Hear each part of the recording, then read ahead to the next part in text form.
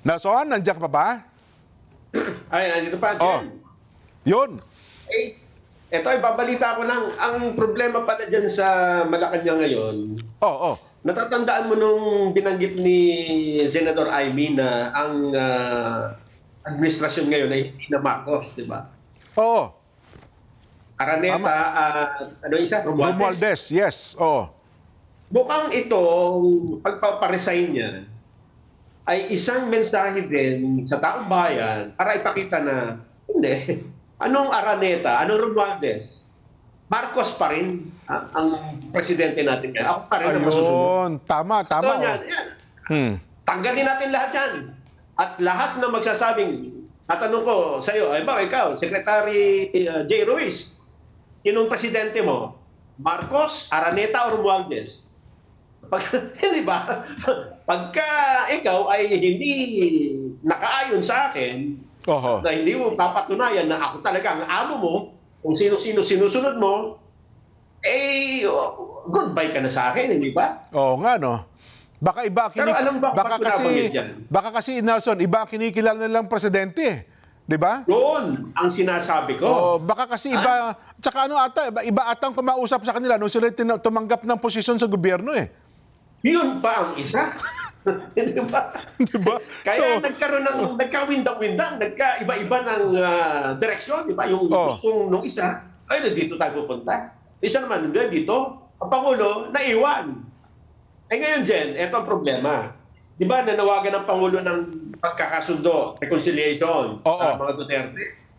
Yan pala ang isa sa naging issue ngayon para magkawatak-watak o magkaroon ng iba-ibang ideya itong mga binabanggit ng mga faction sa Malacanang. Merong sumisisi sa Pangulo na ganon? ay hindi dapat na ginawa yan Nako. ng presidente. O ano yan? Ano yan? Ano sabi?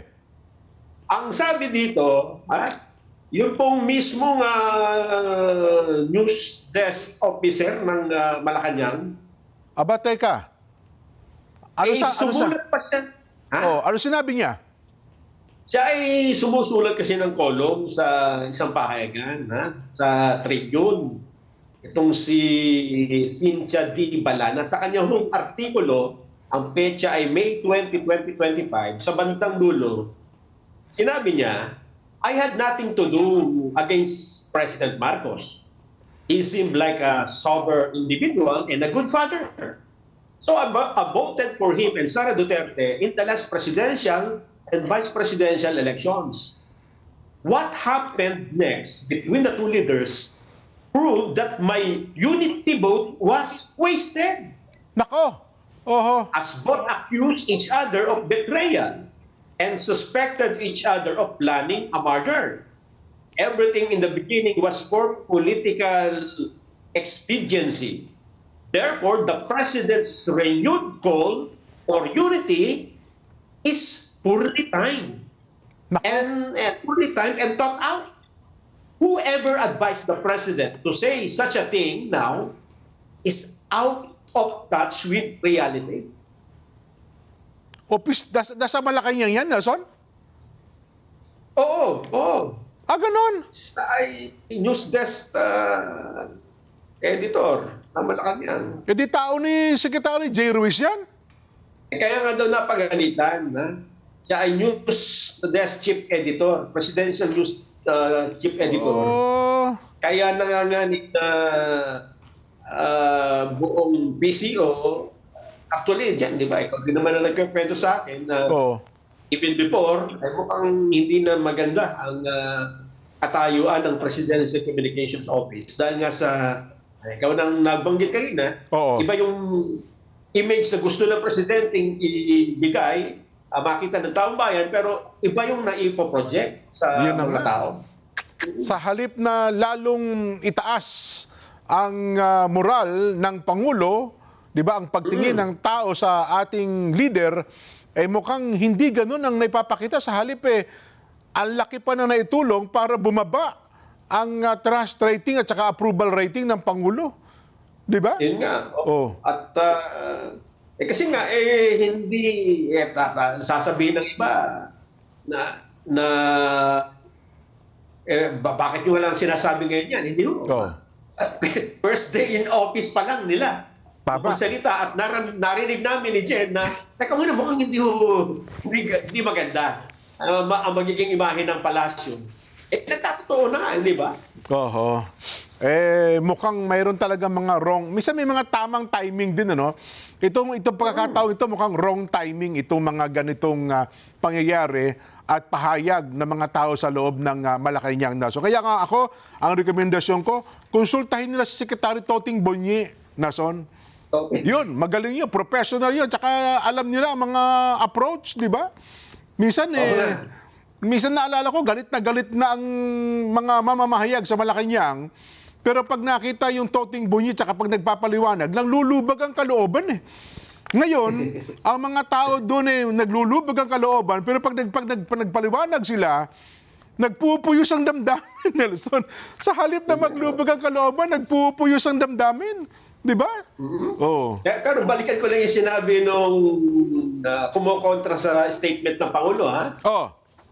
Sa tingin ko, tama naman yung sinasabi ni Cynthia Balana, di ba? Na mukhang napakahuli na. Kasi ang dami, binanggit niya dito, totoo naman, di ba? Na ang dami ng naging alitan ng dalawang panig, nagkaroon na ng kung ano-anong naging malalim ng sugat eh. Tama. Para dun sa humingi ka ng reconciliation ay parang di nga napapanahon. Maliban na lang kung may makikita, di ba? Kasi yung salita, madaling paniwalaan, madaling hindi paniwalaan. Lalo na kung nakita nila na ay sa marami mo ng statement, hindi naman totoo ang baliktaran ng nangyayari, di ba? Tama. Kaya dapat, kung nag-aano ka ng kamay, ng pakikipagkasundo, higit sa lahat makita yung ginagawa mo, di ba? Na gusto mo talagang makipagkasundo sa dati mong kaalit o kaaway. Di ba, Jen? Dapat, Nelson, magpadala ng mensahero ang Pangulong Bongbong. Alam naman nila yan yung mga kumbaga negosyador, negosyador. Ito po. Ako sinasuggest ko ipadala si Secretary Yuse Claire Castro para para matapos na ang lahat ng ito. Di ba Hindi, para matapos na. Ako naman ang layunin ko talaga.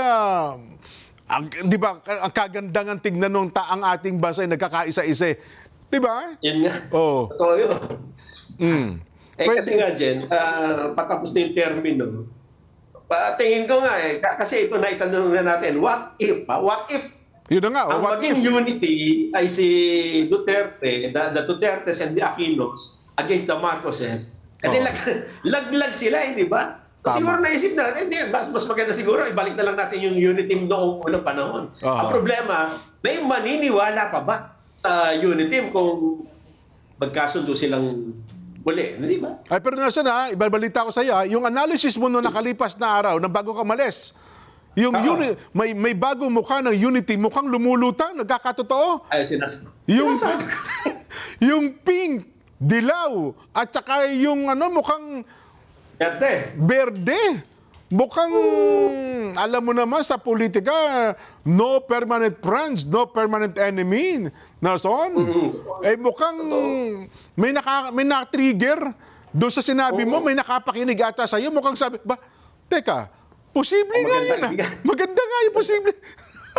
Pero ako, Jen, bilang simpleng mamamayan, ako, suportado ko yun na nagkakasundo.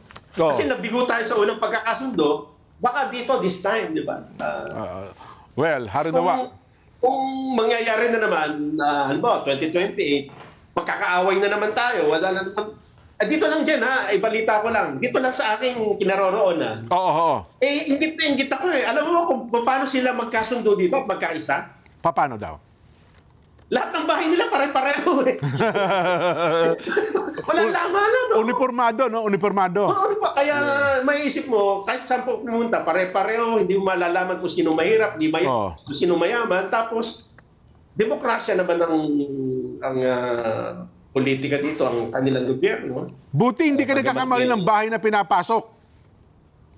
Tinitina ko nga. Ibig sabihin, doon pa lang, di ba, sa mga ganong bagay, may makikita ka ng parang unity. maiinggit ka. Kaya maraming naiinggit. Kapag mayroong mga grupo na nakakagawa ng unity, huwag na natin yun. Sabi, kung ano-anong ginagawa niya, ba't kayo nagkakaisa? Hindi na. Gawa tayo ng sarili natin, di ba? Effort. Sa Gumawa tayo ng ano. Pilipinas. Yes. Yes. Ay, nako.